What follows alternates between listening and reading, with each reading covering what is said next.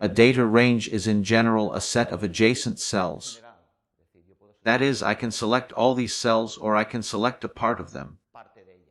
However, if what I want to do is select some of them.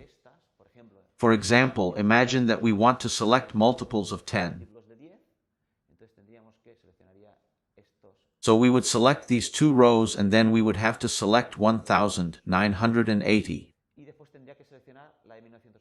However, when we select 1980, the previous range is deselected. Since the first definition is that ranges have to be groups of cells that are located in a rectangular, adjacent space. We can alter this slightly as follows. I can select a part of a range that I am interested in and add it to the selection of another part of the spreadsheet that is separated in space from it if, before I made the second selection, I hold down the Control key. I hit Control, and while I hold it down I select another part of the range.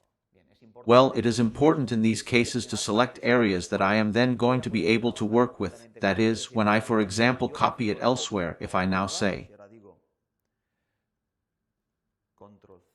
Control plus C, and, for example, copy it from here, Control plus V.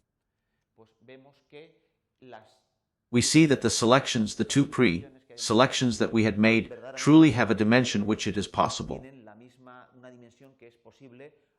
to copy them together. One isn't bigger than the other, it doesn't have a different form that doesn't fit well with the other.